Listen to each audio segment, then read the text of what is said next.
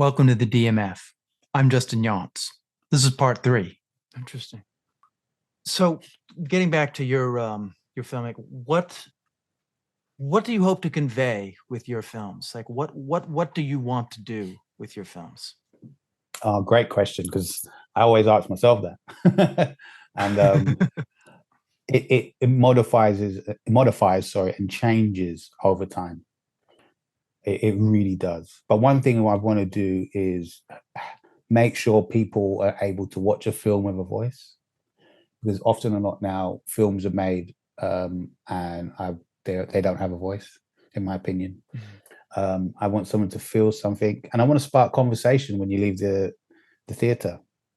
I want you to be in the car driving home, or walking home, or on the bus, or when you turn off the laptop or your smart TV, and think, what did I watch? And I want it to be a part of society in that way, to open up cultural norms and things of that nature. Is there a specific director or style that you've leaned towards? Oh gosh, director-wise, it's all over the place. I mean, Richard Linklater is someone who I really, really like. What he's done with some of his films is brilliant, and his approach to indie filmmaking early on in his career, just so bold and dynamic. Really, really is. Spike Lee, is another one I really like. Kevin Smith, I mean, his debut was, I think every indie filmmaker likes his debut film. So the guys like that, I mean, on a bigger level, not since that bigger level, on a higher budget level, I like a lot of Cameron Crowe work, who's very different from them. He's more of, I would say, works in a different commercial light, almost, in some ways. I like Cameron Crowe. There's so many. I'm probably going to kick myself when I get off the podcast. I think, why did I mention X, Y, Z? But in terms of my kind of indie film sensibilities and having something to say, that's why kind of the original 3 spring to mind. What about Steve McQueen, the director, not the actor? I haven't seen a Steve McQueen film, but I clearly know who he is. I've seen a bit of 12 Years a Slave. It was a good film. It was on, but I'm very interested in the stories of now.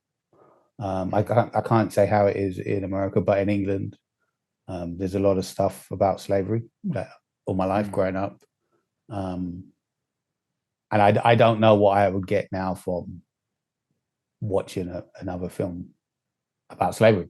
And I'm not knocking him or anything. I just, the abundance of choice that we have now. Yeah. I'm just not. And I think Chiwetel, the lead actor in it, is brilliant.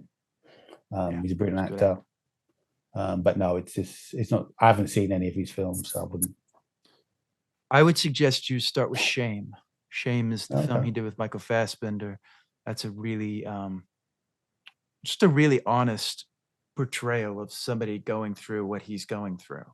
It's just really in your face. What I like about Steve McQueen is he's not afraid to, like, some directors will pull back. Let the director, let the audience kind of get a breath. When he starts to go into it, he just, pushes on that gas. In 12 Years a Slave, the scene that, Lupita, probably won her the Oscar. I mean, like, the tension. I remember being in the theater and, people are just like on the, the edge of their. Sorry, tell a lie. I just, because you said film, it kind of threw my head. Sorry to interrupt, but I had to interject because I haven't seen his films, but there was a series in England called Small Axe. I think I've heard about that. Yeah, and but again, it was about England. It wasn't about slavery, but it was about England and when the Caribbean community, a bunch of us came to England, like my grandparents' generation, well, before my grandparents' generation, actually. And he did something about that. But again, that was kind of, it's like the past. And there was 1 or 2 scenes where I think may have been a bit too family friendly for my liking. So there's it's a director's choice. It's not a bad thing. But I think, and forgive me if I'm wrong, because Small Axe was a series, and I'm not sure if he directed all of them or just this one in particular. But there was an incident with a policeman and a potential suspect, and the policeman beats the guy up with a baton or something, because policemen here don't have guns, like walking around with guns. Yeah. So he beats him up with the baton, but we don't get to see the guy getting beaten up. All we get to see is the van go past slowly as it happens. And then afterwards, it kind of goes to a fade dissolve or something like that. But we hear, stop hitting me. But I kind of, in that scenario, want to see, and I think England needed to see the kind of treatment that can happen to someone when the police bring out their baton.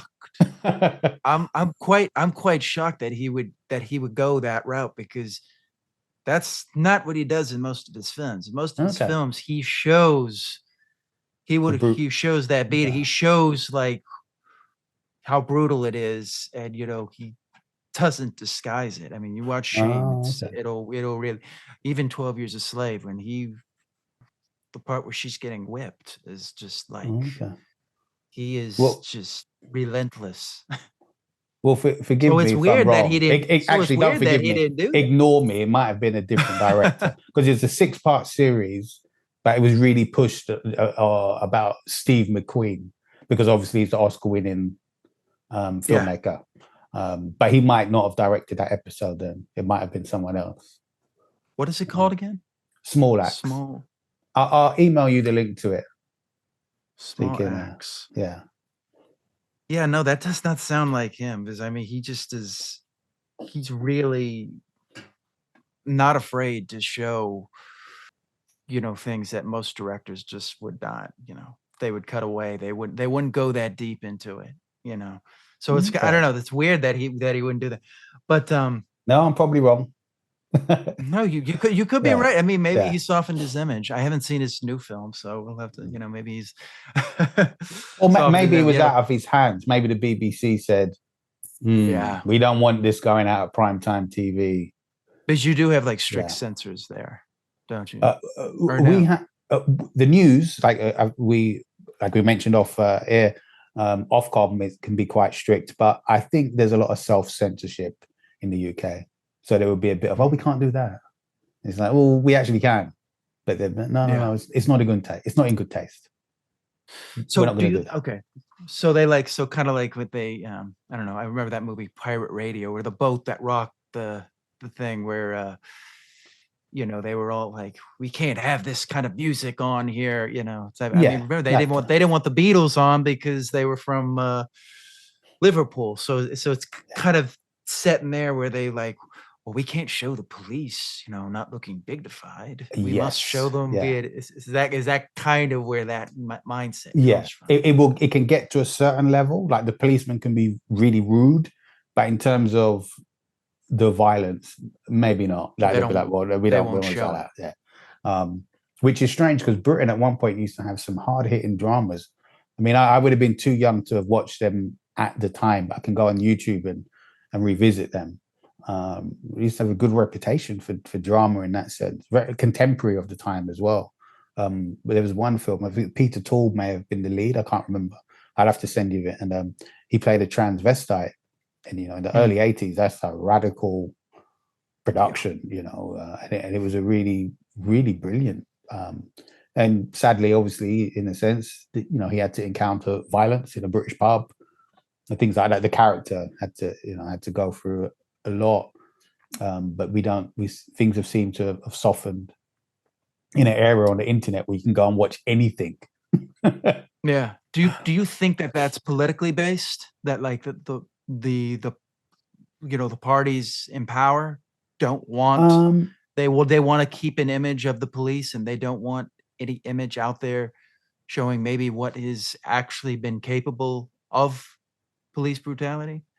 Yeah, I think that is part of it. And I also think that the courage of filmmakers and television as a whole is not where it used to be.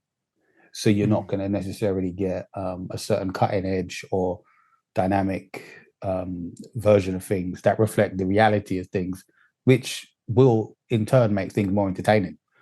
So you kind of just get certain things like that.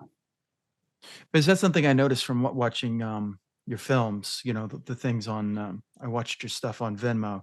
I saw or Vimeo, not Venmo. That's the place you sell where you pass money around. Vimeo. Oh, okay. Where you and a lot of it was political based. You know, you're looking very at true. you were looking at Black Pride. You were looking at things like that. Is that something that you want to do? Make more films centered around those kind of topics? No, I don't really. I've got two ideas for films that are, well, one and a half. One is centered, and the other is a bit, but like say the documentaries in that sense, like Black Pride, it's for me with documentaries in that sense, I go where I can and do what I can, and even though those things I genuinely are interested in, as I said earlier, I really wanted to get into making narrative films.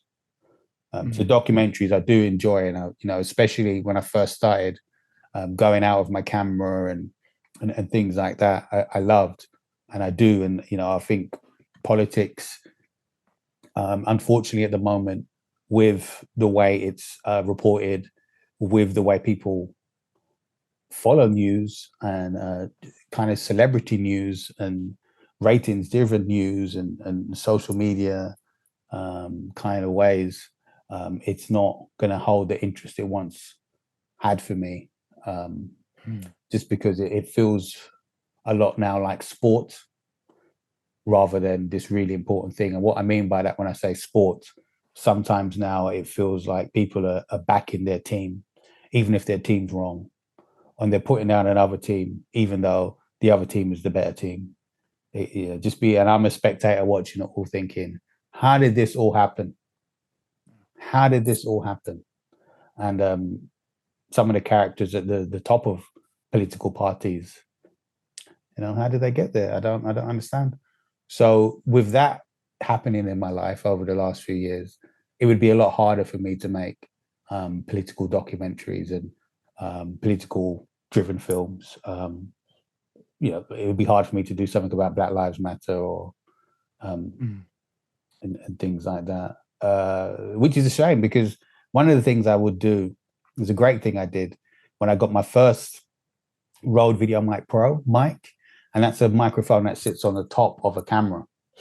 And I thought, okay, the best way to know if this works, I'm going to go out and make a documentary of it. So it arrived in the post, and I put it on the top of my camera.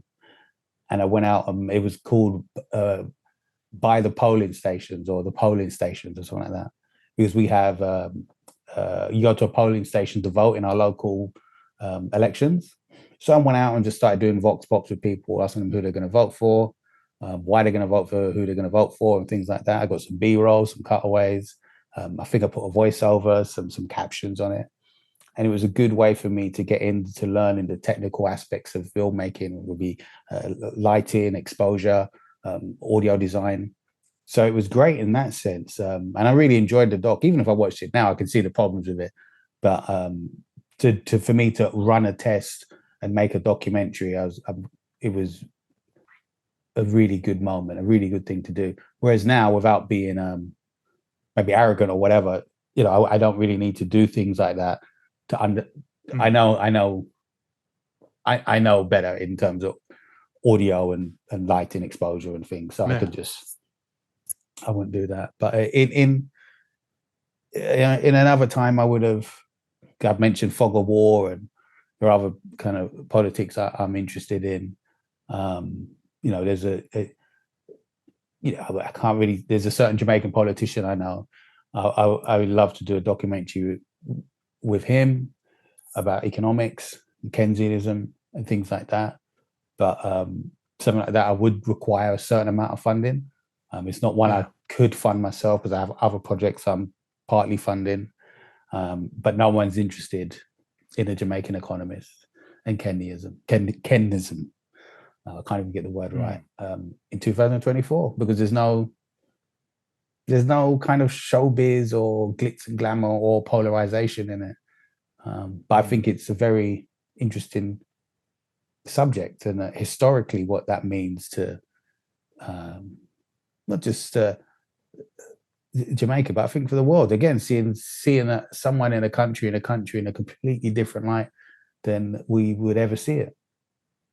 But they're just interested in the polarization. They just want something that you can make this is this bad, is this good type of thing, you know. And a kind of screaming and which is just, it's just not me, man. Yeah. No, I get that. Please like, share, and subscribe. Thank you for watching.